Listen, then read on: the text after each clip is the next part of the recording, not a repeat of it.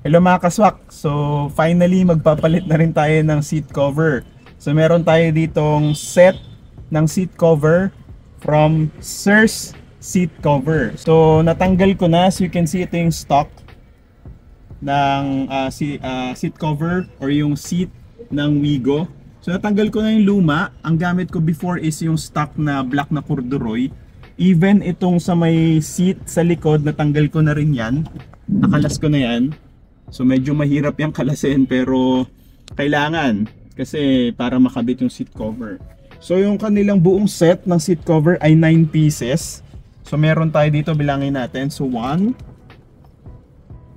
2 3 4 5 6, tapos itong tatlo sa headrest, 7, 8, 9. Okay, so nalaban na natin to mga kaswak. So ready na para ikabit.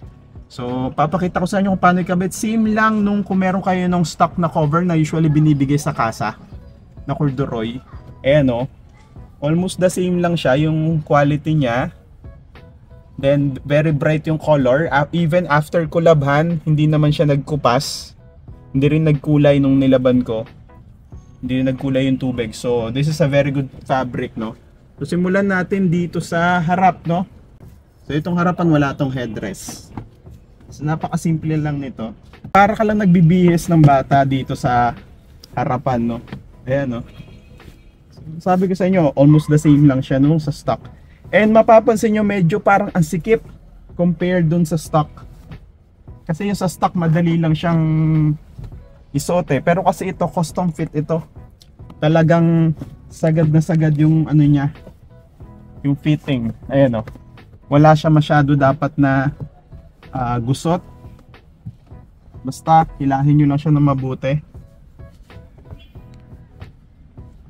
Ayan. So nakikita nyo na kung gaano kaganda, gaano ka fit. Ayan, tapos of course papasok nyo lang siya, then tali. Ganda. Ganda mga kaswak. Yan, so sagad mo lang, tanggalin mo lang yung mga medyo gusot. Ito naman yung sa seat.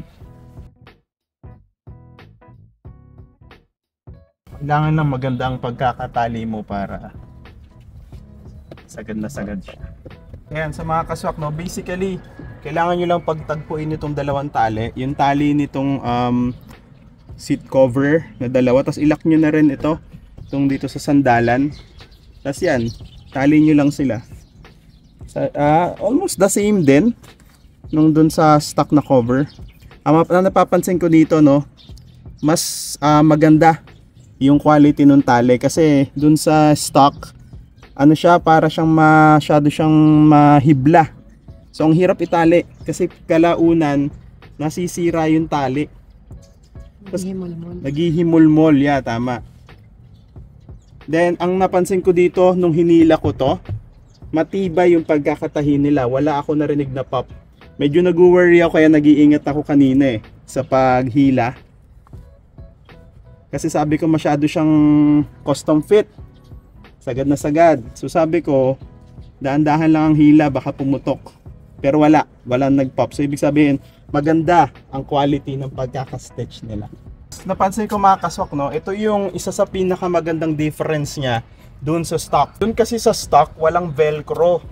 Bali parang nakahang lang siya ng ganyan. So dito, pinag-isipan talaga ng Sirs seat cover na at least igaganyan mo na lang, oh, hindi nakaangat. Very good si Sirs dito. Ayan, di ba? Very sleek. Kaya mga kaswak, so ito namang part na to, yung upuan sa back seat. Yan, so kaya kailangan nakakalas talaga yan kasi separately kailangan ibalot mo yan eh. Same lang din with the stock. So kabit ko muna ito.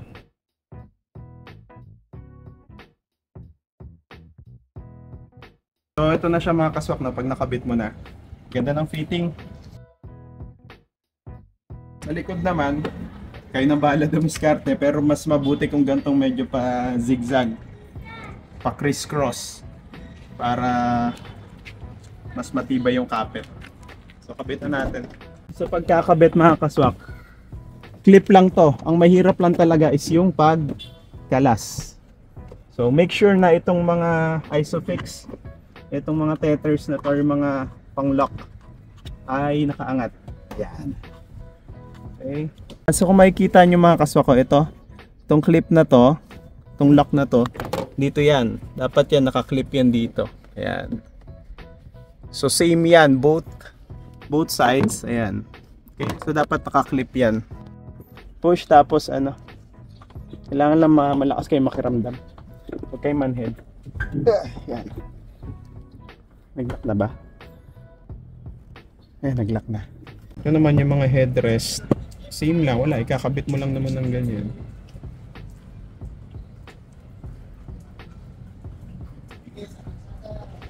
Hello mga kaswak, so nalagay ko na rin dito sa likod sa may back seat.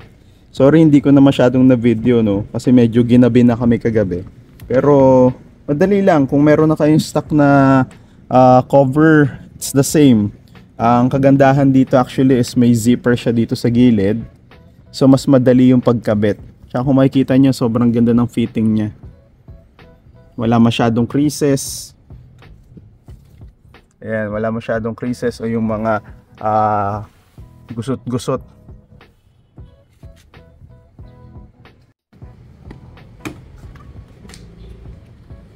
Ayan, mga kaswak, so kung gusto ninyong mag-order din, mag-upgrade ng inyong mga seat cover, lalagay ko sa description below kung saan natin mabibili to. Sa Sirs seat cover lang. Ayan, napakaganda, napaka-fit, quality, makapal, hindi naputok, maganda pagkakatahi.